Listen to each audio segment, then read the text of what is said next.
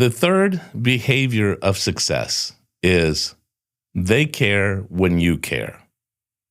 Human beings are social creatures. We live within a society. And if you're going to be successful, you need the help of that society. You need the help of your coworkers. You need the help of your peers. You need the help of your family. And people are much more inclined to help you. People, superiors are much more inclined to promote you when they see that you care about them, when you care about the work, when you care about what they're interested in. When you show interest in other people, when you show that you care about other people, this makes a difference. And there's really some underlying psychology here that plays out that goes beyond, let's say, just the idea of us working as, social creatures within a social system. In a previous video, I had talked about how we had this sort of subconscious programming that is at play. And a lot of this programming came from when we were very small, even infants and small children. And even as we were sort of teenagers and becoming adults, we had been told things, we learned things, we created formulas in our head, we created belief systems that really dictate a lot of what we do as adults. And there's this formula around intimacy that I have discovered that I think is really sort of embodies and explains why people care when you care. So I always like to take the word intimacy and break it down like this. In-to-me-see. Intimacy. And if you really think about what intimacy is, it's about being vulnerable. It's about dropping any kind of pretense, any kind of wall, or any kind of mask that you may have, of showing who you really are to the other person you're being intimate with. And as we were growing, and particularly through middle school, when, let's say, for a lot of us, the hormones were starting to kick off and we were trying to figure out our place within the, let's say, social dynamic of being a social creature. And we wanted to be intimate. We wanted to feel the warmth of someone else. And for a lot of us, there was someone in particular we wanted to feel the warmth of. We wanted to get their attention and be able to be vulnerable with them. Someone we were infatuated with, someone we were attracted to, maybe someone that we really admired them. And so we did that. We became vulnerable in front of them. And the result was painful. We didn't get the response we were hoping we were going to get. Maybe we were rejected.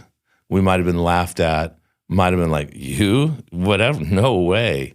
Whatever the response was, it was a painful response. And what I found is that most people, sort of subconsciously, unbeknownst to them, created a belief formula for themselves that said, I don't like this pain. And I'm going to make sure someone else is vulnerable first before I'm vulnerable. Well, as I go through the world and I run across people and I become vulnerable, I share what I like, I show them some type of admiration, I express myself. It's almost as if this formula that's buried in their subconscious sort of kicks off.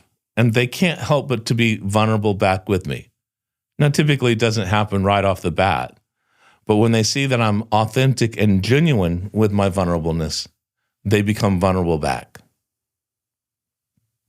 I think one of the sort of areas that I have practiced this in a very kind of, you could practice it too, it's a very easy kind of practice, and you can see the results of it, is the best example I have is a few years ago, I went to go work in this very large building, had 5,000 or 6,000 people in it, big organization, different levels of management, different levels of importance, yada, yada, yada.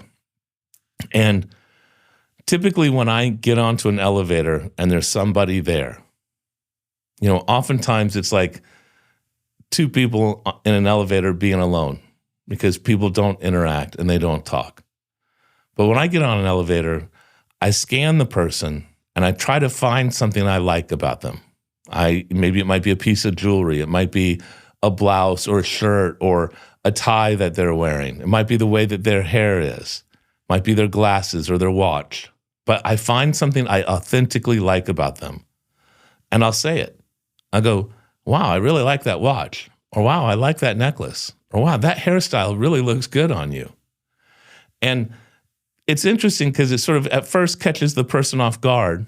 And then, of course, they usually some type of, well, thank you for the compliment. And I now have at that moment a choice to continue the conversation. But when they get off, it's always a friendly goodbye. And in this particular office, after having worked in the office for 5 or 6 months, the department I was in, we had certain things that we needed, certain requests that needed to be made. And so I was invited, or I was actually told, to go to a particular management meeting, a budget meeting, and put forth these requests. And when I went to this meeting, the person who had brought me to the meeting went to go introduce me. And it was interesting because as he went to go introduce me, now mind you, this is all like upper level management in this room. And I had been on the elevator with most of them at one point or another. And they said, oh, no, we know who he is. And as the meeting progressed, and I shared with them what my team needed and the things we needed to get the job done, and what would have normally been, according to other people, a situation of rejection, that we wouldn't have gotten what we wanted. It was quite easy and went smooth, and all the management was very, very helpful in me getting the approvals I needed in place to get the things I needed to get done. And so this is what I mean by they care when you care. I mean, it's a very simple exercise, and it can be done anywhere. But when you start to show a genuine interest in other people, when you show a genuine interest in helping them with what they may be struggling with, they can't help but want to reciprocate it. And because it's so crucial that we have other people's help to be able to go to that next level, to be able to get that promotion, to be able to, let's say, influence people or persuade them. When we show that our interests are like their interests, in other words, oftentimes I'm in sales, and oftentimes my job is not to try to persuade someone to do something they don't want to do. My job is to see where is the Venn diagram, where is the overlap of our interests. So I have to listen to them, active listening, hear what they're really interested in, and then see if there's a place where my interest or my company's interest align with their interests, and then talk about that alignment and how we might be able to together get both of what we care about done.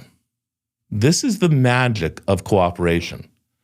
It's when you care, when you show caring, when you care, they care. And so as you're operating through these different sort of behaviors of success that we're sharing, this one is, yes, the last one I said, hey, do what you say, it's critical. Well, so is showing that you care.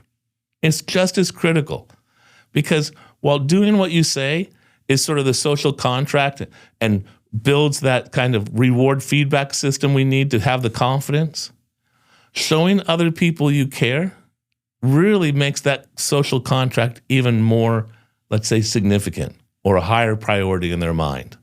So as you're operating through these different behaviors of success, and remember I've said, there's not one that's more important than the other. It's like an orchestra. It's when they're all done together that you'll find successful people who are doing them, and people who are advancing, people who are making their lives happier, people who are getting things accomplished that they want to get accomplished. You'll find that they have these 5 behaviors. And again, one of the most important ones is you'll see that they care about you, because they know when they truly and authentically care about you, you'll feel it, and you won't but be able to help care about them. Remember, we're all stuck in the matrix, and it's your job to find your way out. I hope what we share helps.